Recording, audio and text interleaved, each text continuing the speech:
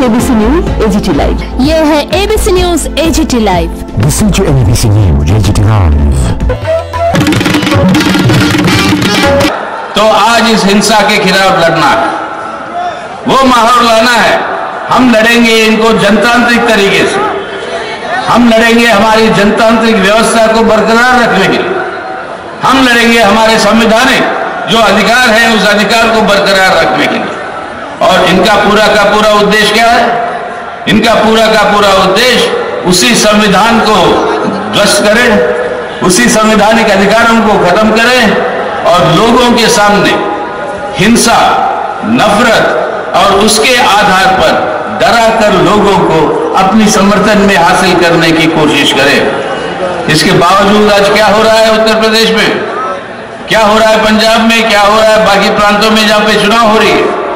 इससे पहले चुनाव हुए थे आपके तमिलनाडु में, आपके केरला में, आपके बंगाल में, और सब जगह बीजेपी को हारना पड़ा। और इस बार भी उत्तर प्रदेश के अंदर संकेत यही मिल रहा है। प्रधानमंत्री बहुत यात्रा कर रहे हैं, बहुत सरकारी पैसे से सरकारी प्लेन लेकर, सरकारी गाड़ियां लेकर अपने चुनाव प्रचार कर रहे हैं। वो चुनाव प्रचार का क्या है मुख्य उद्देश्य? आज देश के अंदर बेरोजगारी बहुत बढ़ गई। हमारे देश के अंदर नौजवान जो हमारा देश का भविष्य है, इस नौजवान को अगर हम आज नौकरी देते और देने के लिए देश के अंदर साधनों की कोई कमी नहीं है। केंद्र सरकार वो पब्लिक इन्वेस्टमेंट करे, वो जो है निवेश करे, जो सड़कें चाहिए हमें, जो हमारे लिए सिंचाई के जो सुविधा चाहिए, जो सब सुविधा चाहिए हमारे इंफ्रास्ट्रक्चर के लिए, उसको बनाए।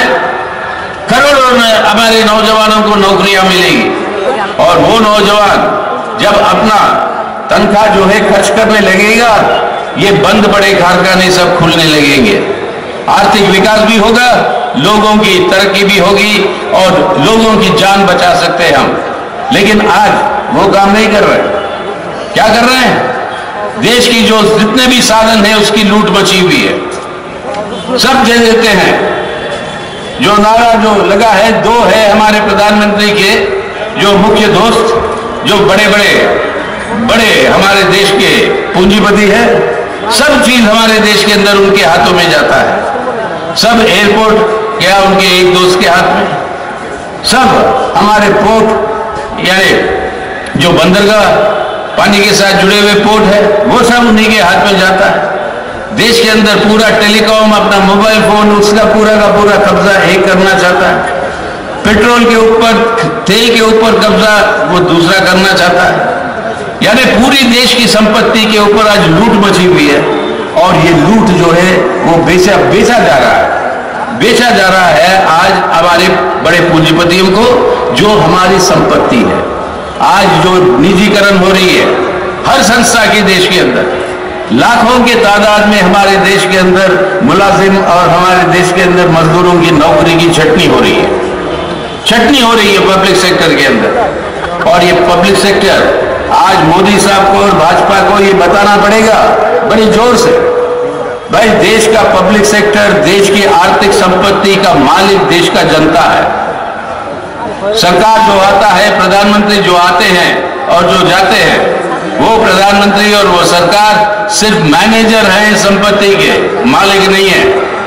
अगर कोई मैनेजर बिना मालिक के अनुमति के संपत्ति बेचना चाहता है, तो जो आज जो लोग हैं जिसके जो मालिक है इस संपत्ति के, वो लोग इस मैनेजर को बदलकर नया मैनेजर ले आएंगे। और ये बदलाव करना जो है आज जरूरी है त्रिपुरा के अंदर और भारत के अंदर। तो लोगों की समस्याओं के ऊपर एक शब्द नहीं बोलते प्रधानमंत्री इस चुनाव प्रचार में। सिर्फ जो बोलते हैं वो बोलते हैं नफरत पैदा करना। कई बार हो गया हिजाब, कई बार हो गया 80% और 20% हिंदू मुसलमान के बीच में, और हिंदू मुसलमान के बीच में ये ध्रुवीकरण करते हुए, ये नफरत फैलाते हुए कभी हो जाता है शमशान घाट और कब्रिस्तान, और कभी हो जाता है सब भाजपा के राज्यों के अंदर ये कानून बना दिए गोरक्षा के नाम पर, या लव जिहाद के नाम पर किसी न किसी बहाने से बंटवारा करो, फूट डालो लोगों के बीच में। ये फूट ये सिर्फ हिंदू मुसलमानों के बीच में ही नहीं है, आज ये फूट हर अल्पसंख्यकों के साथ हो रहा है। हमारे दलित भाइयों के ऊपर देखो, भाई और बहनों के ऊपर देखो अत्याचार, जिस तरीके से घोर अपराध उत्तर प्रदेश के अंदर हमने देखा, दलित हमारी बहन के साथ जो 20 साल की भी नहीं थी, उसके साथ बलात्कार करके उसका खून कर देना।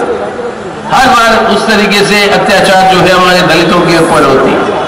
हमारे मुसलमान भाई बहनों को, उनको किस तरीके से उनके ऊपर इस नफरत और हिंसा फैला रहे हैं, जिसके चलते हुए कि भारत के नागरिक है या नहीं है उसके ऊपर जो है प्रश्न चिन्ह उठाते हैं। और इसका नेतृत्व कौन करता है? देश का प्रधानमंत्री। आज हमारे देश के अंदर आदिवासियों के ऊपर, उपजातियों के ऊपर लड़ लड़ के इस लाल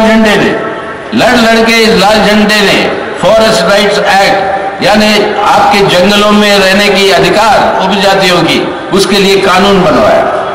ये गर्व की बात है लाल झंडे की कि सबसे ज्यादा पट्टा जो दिया गया है पूरे हिंदुस्तान में, पूरे भारत के अंदर सबसे ज्यादा पट्टा इसका कानून के चलते हुए दिया गया है, वो दिया गया है आपके त्रिपुरा में वामपंथी सरकार के चलते हुए। और आज वो अधिकारों को ध्वस्त करने पे लगे हैं। हजारों एकड़ हमारे जंगलों को आज जो है बेच रहे हैं विदेशी पूंजी के लिए, बड़े पूंजीपतियों के लिए, ताकि वहां पर वो कोयले का और बाकी चीजों का खदान करे, ये करे, माइनिंग करे। इसके